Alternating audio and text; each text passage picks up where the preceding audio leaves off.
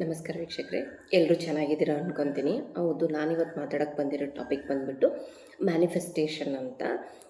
ನಾವು ಮಾಮೂಲಿಯಾಗಿ ಮ್ಯಾನಿಫೆಸ್ಟೇಷನ್ ಅನ್ನೋ ವರ್ಡ್ನ ಕೇಳಿರ್ತೀವಿ. ಸೊ ನೀರಿನಿಂದ ಮ್ಯಾನಿಫೆಸ್ಟ್ ಮಾಡ್ಬೋದು, ನಮಗೇನು ಬೇಕು ಅದನ್ನು.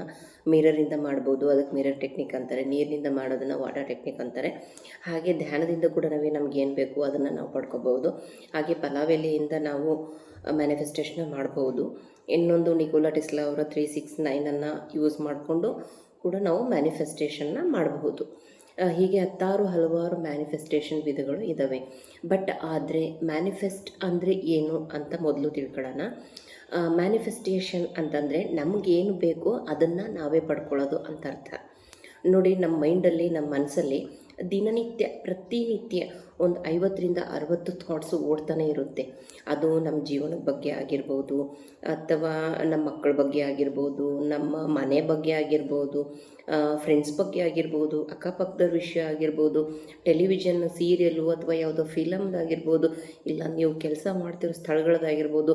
ಹೀಗೆ ಎಲ್ಲ ಕಡೆಯಿಂದನೂ ನೂರಾರು ಯೋಚನೆಗಳು ನಮ್ಮ ತಲೆಯಲ್ಲಿ ಒಂದಾದಮೇಲೆ ಒಂದು ಓಡ್ತಾನೆ ಇರುತ್ತೆ. ಬಟ್ ಅದರಲ್ಲಿ ನಮಗೆ ಯಾವುದು ಯೂಸ್ ಇದೆಯೋ, ನಮಗೆ ಯಾವುದು ಉಪಯೋಗ ಆಗುತ್ತೋ ಆ ಒಂದನ್ನು ನಾವು ಹಿಡಿದಿಟ್ಟು ಅದ್ರ ಮೇಲೆ ನಾವು ಫೋಕಸ್ ಮಾಡಿ ಅದನ್ನು ಪಡ್ಕೊಳ್ಳೋದಕ್ಕೆ ನಾವು ಮ್ಯಾನಿಫೆಸ್ಟೇಷನ್ ಅಂತೀವಿ. ಇದನ್ನು ಇನ್ನೂ ನಿಮಗೆ ಸುಲಭ ಮಾಡಬೇಕು ಅಂತಂದರೆ, ಇವಾಗ ಒಂದು ಫಿಲಮ್ ತಗೊಳ್ಳಿ. ಒಂದು ಫಿಲಮ್ ಆಗೋಕ್ಕಿಂತ ಮುಂಚೆ ಅದೇನಾಗುತ್ತೆ, ಫಸ್ಟು ಡೈರೆಕ್ಟರ್ ಮೈಂಡಿಗೆ ಬರುತ್ತೆ. ಅದು ಎಲ್ಲಿ ಬರುತ್ತೆ ಹೇಳಿ? ಡೈರೆಕ್ಟರ್ ಮೈಂಡಿಗೆ ಬರುತ್ತೆ.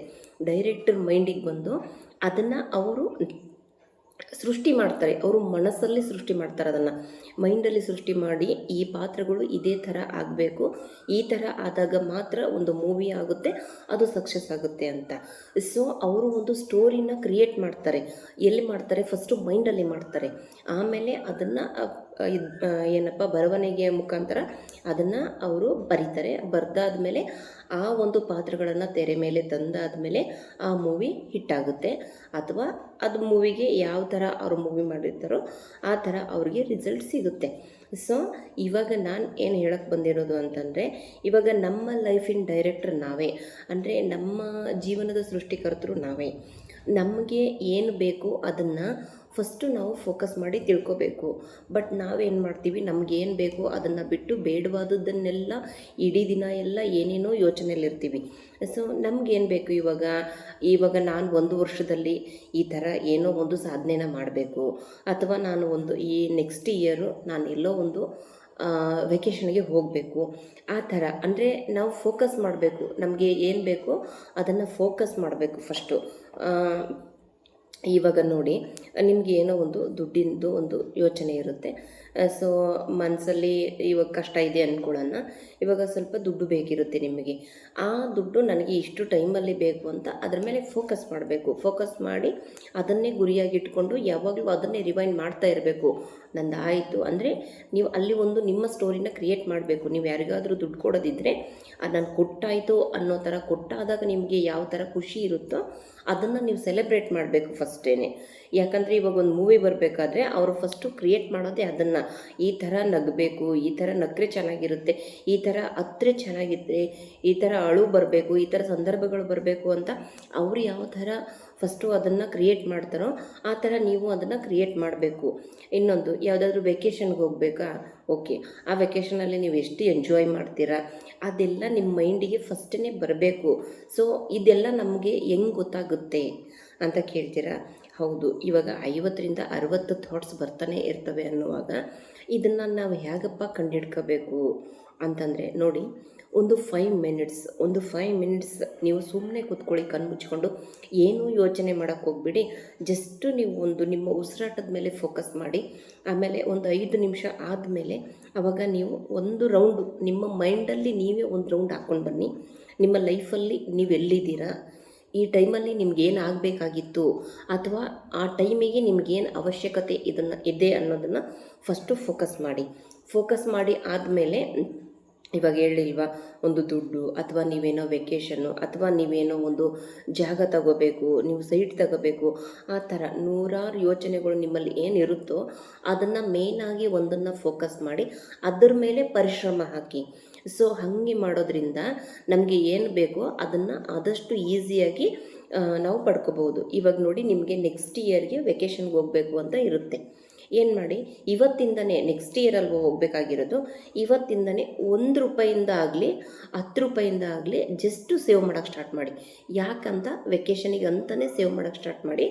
ಸೊ ನೋಡಿ, ನೀವು ನೆಕ್ಸ್ಟ್ ಇಯರ್ಗೆ ಆ ವೆಕೇಷನಿಗೆ ನೀವು 100% ಹೋಗ್ತೀರ. ಇದೇ ಮ್ಯಾನಿಫೆಸ್ಟೇಷನ್. ಅಂದರೆ ನಮಗೇನು ಬೇಕು ನಾವು ಅಂದ್ಕೊಳ್ಳೋದೆ ಅಷ್ಟೇ, ಅಂದ್ಕೋಬೇಕಷ್ಟೇ. ಅದೇ ಮ್ಯಾನಿಫೆಸ್ಟೇಷನ್. ಅಂದ್ಕೊಂಡ್ರೆ ಅದಾಗುತ್ತೆ. ನೀವು ಕೇಳ್ಬೋದು, ನಾನು ಅಂದ್ಕೊಂಡ ತಕ್ಷಣ ಅಂಬಾನಿ ಆಗಿಬಿಡ್ತೀನ, ಅಂದ್ಕೊಂಡ ತಕ್ಷಣ ದುಡ್ಡು ಬರುತ್ತಾ, ಆ ಥರ ಎಲ್ಲ ಕೇಳ್ಬೋದು. ಹೌದು, ಅಂದ್ಕೊಂಡ ತಕ್ಷಣ ಆಗೇ ಬಿಡುತ್ತೆ. ಫಸ್ಟು ನಾವು ಅಂದ್ಕೊಳ್ಳೋದನ್ನು ಕಲಿಬೇಕು. ಇವಾಗ ಮೇನ್ ನಾನು ಹೇಳಿರೋದಲ್ವಾ, ಇವಾಗ ಮೂವಿದೇ ಹೇಳಿರೋದು ನಾನು. ಇವಾಗ ನೋಡಿ, ಇವಾಗ ಓಕೆ, ನಿಮಗೆ ಗೊತ್ತಿರೋ ಥರ ನಾನು ಎಕ್ಸಾಂಪಲ್ ತೊಗೋಬೇಕಾದ್ರೆ ಇದು ನೋಡಿ, ಇವಾಗ ರೈಟ್ ಬ್ರದರ್ಸು ನೋಡಿ, ಅವರು ಏನು ಅಂದ್ಕೊಂಡ್ರು ಗೊತ್ತಾ, ಗಾಳೀಲಿ ಒಂದು ವಸ್ತುನ ತೇಲಿಸ್ಬೋದು ಅಂತ ಅಂದ್ಕೊಂಡ್ರು. ಸೊ ಅವಾಗ ಕಂಡುಹಿಡಿದಿದ್ದೇ ವಿಮಾನ ಅಲ್ವಾ. ಫಸ್ಟು ಅವರು ಅಂದ್ಕೊಂಡ್ರು ಅದನ್ನು, ಗಾಳೀಲಿ ಯಾವುದೋ ಒಂದು ವಸ್ತುನ ನಾವು ಹಾರಾಡೋಕ್ಕೆ ಬಿಡ್ಬೋದು, ಹಾರಾಡುತ್ತೆ ಅಂತ ಅವ್ರಿಗೆ ಗೊತ್ತಾದಾಗ, ಗಾಳಿಯಲ್ಲಿ ಒಂದು ಶಕ್ತಿ ಇದೆ ಅಂತ ಗೊತ್ತಾದಾಗ ಮಾತ್ರ ಅದನ್ನು ಕಂಡುಹಿಡಿಯೋಕ್ಕಾಯಿತು. ಅದು ಎಲ್ಲಿಂದ ಬಂತು? ಫಸ್ಟು ಅವ್ರ ಮೈಂಡಿಂದ ಬಂತು. ಈವನ್ ಗ್ರಹಾಂ ಬೆಲ್ ತಗೊಳ್ಳಿ, ಅವರು ನೋಡಿ, ಆ ಸೈಂಟಿಸ್ಟು ನಮಗೆ ಟೆಲಿಫೋನನ್ನು ಕಂಡುಹಿಡಿದ್ರು. ಅವ್ರ ಮೈಂಡಲ್ಲಿ ಫಸ್ಟು ಬಂದದ್ದೇನು? ಗಾಳಿಯಲ್ಲಿ ಸಂದೇಶನ ನಾವು ಎಲ್ಲ ಕಡೆಗೆ ಹರಡ್ಬೋದು ಅಂತ ಅವ್ರ ಮೈಂಡಲ್ಲಿ ಬಂದಿರೋದದು. ಸೊ ಫಸ್ಟ್ ಅವರೇನು ಯಾವುದು ಟೆಕ್ನಿಕ್, ಆವಾಗ ಯಾವ ಟೆಕ್ನಿಕ್ಕು ಇರಲಿಲ್ಲ, ಏನೂ ಇರಲಿಲ್ಲ. ಬಟ್ ಅವರ ಮನಸ್ಸಲ್ಲಿ ಅದನ್ನು ಅಂದ್ಕೊಂಡ್ರು, ಅಂದರೆ ಮ್ಯಾನಿಫೆಸ್ಟ್ ಮಾಡಿದರು. ಅದಕ್ಕೋಸ್ಕರ ಅವರು ಶ್ರಮಿಸಿದರು. ನೋಡಿ, ಅವರು 1000 ಸತಿ ಸೋಲನ್ನು ಒಪ್ಪಿದ್ದಾರೆ. 1000 ಸತಿ ಸೋಲು ಅವ್ರಿಗೆ ಬಲ್ಬ್ ಕಂಡುಹಿಡಿಬೇಕಾದ್ರೆ. ಬಟ್ 1000ನೇ ಸರ್ತಿ ಅವರು ಗೆದ್ದಿದ್ದಾರೆ. ಸೊ ಹಾಗೆ ನಮಗೆ ಏನು ಬೇಕೋ ಅದರ ಮೇಲೆ ನಾವು ಫೋಕಸ್ ಮಾಡಬೇಕು. ಇವಾಗ ನೋಡಿ, ಯಾವುದೋ ಒಂದು ಮಗುಗೆ IAS ಆಫೀಸರ್ ಆಗಬೇಕಂತ ಇರುತ್ತೆ, ಯಾವುದೋ ಒಬ್ಬರಿಗೆ ಡಾಕ್ಟ್ರ್ ಆಗಬೇಕು ಅಂತ ಇರುತ್ತೆ. ಸೊ ಅವ್ರು ಏನು ಮಾಡಬೇಕು, ಇವಾಗಿಂದನೇ ಪ್ರಾಕ್ಟೀಸ್ ಮಾಡಬೇಕು. ಡಾಕ್ಟ್ರ್ ಯಾವ ಥರ ನಡೀತಾರೆ, ಡಾಕ್ಟ್ರ್ ಯಾವ ಥರ ಸ್ಟೆಥೋಸ್ಕೋಪ್ ಬಳಸ್ತಾರೆ, ಡಾಕ್ಟ್ರ್ ಯಾವ ಥರ ಪೇಷಂಟ್ನ ಗಮನಿಸ್ತಾರೆ. ಸೊ ಅದೆಲ್ಲ ನಮ್ಗೆ ಇವತ್ತಿಂದನೇ ನಾವು ಅದನ್ನು ರೂಢಿ ಮಾಡ್ಕೋಬೇಕು. ರೂಢಿ ಮಾಡ್ಕೊಂಡಾಗ ಅದು ಈಸಿಯಾಗಿ ನೆಕ್ಸ್ಟು ನಾವು ಅದನ್ನು ಸಾಧನೆ ಮಾಡೋಕ್ಕೆ ಈಸಿ ಆಗುತ್ತೆ. ಇವಾಗ IAS ಆಫೀಸರು ಅವರು ಹೇಗೆ ನಡೀತಾರೆ, ಅವ್ರ ಚೇಂಬರ್ ಹೇಗಿರುತ್ತೆ, ಅದನ್ನೆಲ್ಲ ಒಂದು ಸತಿ ನಾವು ಹೋಗಿ ನೋಡಬೇಕು. ಅದನ್ನು ಮೈಂಡಲ್ಲೇ ನಾವು ಯಾವಾಗಲೂ ರಿಮೈಂಡ್ ಮಾಡ್ತಾ ಇರಬೇಕು. ನೋಡಿ, ಎಕ್ಸಾಂಪಲ್ಸ್ ಎಲ್ಲ ಏನಕ್ಕೆ ಗೊತ್ತಾ ನಾನು ಹೇಳೋದು? ಎಕ್ಸಾಂಪಲ್ಸು ಬರೀ ನಮ್ಮ ಮೋಟಿವೇಶನ್ಗಷ್ಟೇ. ಬಟ್ ನಮಗೇನು ಬೇಕೋ ಅದನ್ನು ನಾವೇ ಅಂದ್ಕೋಬೇಕು ಮನಸ್ಸಲ್ಲಿ. ಎಸ್, ಅಂದ್ಕೊಂಡ ತಕ್ಷಣ ಎಲ್ಲವೂ ಆಗುತ್ತಾ ಅಂತ ಕೇಳ್ಬೋದು. ಹೌದು, ಅಂದ್ಕೊಂಡ ತಕ್ಷಣ ಪ್ರತಿಯೊಂದು ಆಗುತ್ತೆ. ನಮ್ಮ ಜೀವನದಲ್ಲಿ ಆಗಿದೆ ಅಂದರೆ ನಿಮ್ಮ ಜೀವನನೂ ನಮ್ಮ ಜೀವನ ಎಲ್ಲ ಒಂದೇ ಅಲ್ವಾ. ನನ್ನ ಜೀವನದಲ್ಲಿ ನಾನು ಏನು ಅಂದ್ಕೊಳ್ತೀನಿ ಅದಾಗ್ತಾ ಇದೆ, ಅಥವಾ ನಾನು ಏನು ಹಿಂದೆ ಅಂದ್ಕೊಂಡಿದ್ನೋ ಅದಾಗಿದೆ ಅಂದಮೇಲೆ ಪ್ರತಿಯೊಬ್ಬರ ಜೀವನದಲ್ಲೂ ಅದಾಗಲೇಬೇಕು ಅಲ್ವಾ. ನೋಡಿಬೇಕಾದ್ರೆ ನಿಮ್ಗೆ ಯಾವಾಗಲೂ ಏನೋ ಒಂದು ಕಷ್ಟ ಬಂದಿರುತ್ತೆ, ಯಾರೋ ಸಡನ್ನಾಗಿ ಬಂದು ಎಲ್ಪ್ ಮಾಡ್ತಾರೆ. ನೀವು ಅಂದ್ಕೊತೀರ, ನಾನು ಅಂದ್ಕೊಂಡೇ ಇರಲಿಲ್ಲ ನೀನು ಬಂದು ಎಲ್ಪ್ ಮಾಡ್ತೀಯಾ ಅಂತ ಅಂತೀರ. ನೋಡಿ, ಆ ಸಿಚುವೇಶನ್ಗಳು ನಿಮ್ಗೆ ಬಂದೋಗಿರುತ್ತೆ. ಇನ್ನೊಂದೆರಡು ಸಿಚುವೇಶನ್ಗಳು ಹೇಳಬೇಕು ಅಂತಂದರೆ, ನೋಡಿ, ಇವಾಗ ಯಾರಾದರೂ ಮನೆ ಕಟ್ಟೋರನ್ನ ಅಬ್ಸರ್ವ್ ಮಾಡಿ, ಕೈಯಲ್ಲಿ ₹1 ಇಲ್ಲದೇ ಮನೆ ಹಿಡ್ಕೊಂಡ್ಬಿಟ್ಟೆ, ಯೋಚನೆ ಆಗಿಬಿಟ್ಟಿತ್ತು ಹೆಂಗಾಯಿತು ಅಂತ. ಬಟ್ಟು ಹೆಂಗೋ ಮನೆ ಕಟ್ಟಿ ಹಾಗೆ ಹೋಯ್ತು, ತುಂಬ ಖುಷಿಯಾಯಿತು ಅಂತ ಅಂದ್ಕೊಂಡಿರ್ತೀರ. ನೋಡಿ, ಎಷ್ಟೋ ಜನ ಇದನ್ನು ಅಂದ್ಕೊಂಡಿರ್ತಾರೆ. ಅದು ಯಾಕಾಗುತ್ತೆ ಅಂದರೆ, ಅದು ಕಷ್ಟಗಳೆಲ್ಲ ಮಾಮೂಲಿ. ಬಟ್ ನೀವು ಆಲ್ರೆಡಿ ಅಂದ್ಕೊಂಡಿರ್ತೀರಲ್ವ, ಮನೆ ಕಟ್ತೀನಿ ಅಂತ ಅಂದ್ಕೊಳ್ತೀರಲ್ವ ಫಸ್ಟು. ಅದೇ ಮೇನು, ಅಂದ್ಕೊಳ್ಳೋದೇ ಮ್ಯಾನಿಫೆಸ್ಟೇಷನ್. ಫಸ್ಟು ನಿಮಗೆ ಏನು ಬೇಕು ನೀವು ಅದನ್ನು ಅಂದ್ಕೊಳ್ಳಿ. ಒಂದು 5 ನಿಮಿಷ ಕೂತ್ಕೊಂಡು ಒಂದು 10 ಯೋಚನೆಗಳು ಬರುವಾಗ ಅದರಲ್ಲಿ ಒಂದು ಯೋಚನೆನ ನಿಮಗೆ ಅದರಲ್ಲಿ ಯಾವುದು ಇಂಪಾರ್ಟೆಂಟು ಅಂತ ಅದನ್ನು ಫಸ್ಟು ಆಯ್ಕೆ ಮಾಡ್ಕೊಳ್ಳಿ. ಆಯ್ಕೆ ಮಾಡಿ ಅದರ ಮೇಲೆ ಪರಿಶ್ರಮ ಹಾಕಿ. ಸೊ ಅದರ ಮೇಲೆ ನೀವು ಪರಿಶ್ರಮ ಹಾಕೋದ್ರಿಂದ ಅದನ್ನು ನೀವು ಈಸಿಯಾಗಿ ಮ್ಯಾನಿಫೆಸ್ಟ್ ಮಾಡ್ಬೋದು ಅಂತ ನಾನು ಹೇಳ್ತೀನಿ. ಯಾಕಂದರೆ ನಾನು ಅಷ್ಟೇ ಸುಮಾರು ಹಲವಾರು ವಿಷಯಗಳನ್ನ ನಾನು ಮ್ಯಾನಿಫೆಸ್ಟ್ ಮಾಡಿದ್ದೀನಿ, ನನಗೆ ವರ್ಕ್ ಆಗಿದೆ. ನಾನು ಪ್ರತಿಯೊಂದು ವಿಧಾನದಲ್ಲೂ ನಾನು ಮ್ಯಾನಿಫೆಸ್ಟ್ ನೋಡಿ ಅದನ್ನು ನಾನು ಟೆಸ್ಟ್ ಮಾಡಿ ನಾನು ನಿಮ್ಗೆ ಹೇಳ್ತಾ ಇರೋದು. ಸೊ ನೀವು ಮಾಡಿ, ಫಸ್ಟು ಅಂದ್ಕೊಳ್ಳಿ, ಆಮೇಲೆ ನಾನು ಒಂದೊಂದೇ ವಿಧಗಳನ್ನ ನಿಮಗೆ ಹೇಳ್ತಾ ಹೋಗ್ತೀನಿ. ನೀರಿನಿಂದ ಹೇಗೆ ಮಾಡಬೇಕು ಅಥವಾ ಮಿರರಿಂದ ಹೇಗೆ ಮಾಡಬೇಕು, ಮಾಡಬೇಕು, ಪಲಾವ್ ಎಲೆಯಿಂದ ನಮ್ಗೆ ಏನು ಬೇಕು ಅದನ್ನು ಹೇಗೆ ಪಡ್ಕೋಬೇಕು ಅನ್ನೋದನ್ನು ಪ್ರತಿಯೊಂದು ಟೆಕ್ನಿಕ್ನ ಒಂದೊಂದೇ ಟೆಕ್ನಿಕ್ನ ಮುಂದಿನ ಒಂದೊಂದು ವಿಡಿಯೋದಲ್ಲಿ ನಾನು ಹೇಳ್ತಾ ಹೋಗ್ತೀನಿ. ಇವತ್ತಿಗೆ ಇಷ್ಟು ಸಾಕು ಅಂದ್ಕೊತೀನಿ. ಫಸ್ಟು ನಮಗೇನು ಬೇಕೋ ಅದನ್ನು ನಾವು ಅಂದ್ಕೊಳ್ಳೋದು, ನಮ್ಮ ಜೀವನ ಮುಂದೆ ಈ 1 ವರ್ಷದಲ್ಲಿ ನಮ್ಮ ಜೀವನ ಹೇಗಿರಬೇಕು ಮುಂದೆ ಅನ್ನೋದನ್ನು ಫಸ್ಟು ನಾವು ನಮ್ಮ ಥಾಟ್ಸಲ್ಲಿ ಬರಬೇಕದು, ನಮ್ಮ ಥಾಟಲ್ಲಿ ಅದು ಕ್ರಿಯೇಟ್ ಆಗಬೇಕು. ಅಂದಾಗ ಅದು ಮ್ಯಾನಿಫೆಸ್ಟ್ ಆಗುತ್ತೆ. ಸೊ ಇದನ್ನು ಹೇಳ್ತಾ ನನ್ನ ಟಾಪಿಕ್ನ ಮುಗಿಸ್ತೀನಿ. ಫಸ್ಟು ನೀವು ಅಂದ್ಕೊಳ್ಳಿ, ಆಮೇಲೆ ನಾನು ಅದರ ವಿಧಾನಗಳನ್ನ ನಾನು ಹೇಳ್ತಾ ಹೋಗ್ತೀನಿ. ಇಷ್ಟ ಆಯಿತು ಅಂದ್ಕೊಳ್ತೀನಿ. ಲೈಕ್ ಮಾಡಿ, ಶೇರ್. Thank you. ಸಬ್ಸ್ಕ್ರೈಬ್ ಆಗಿ.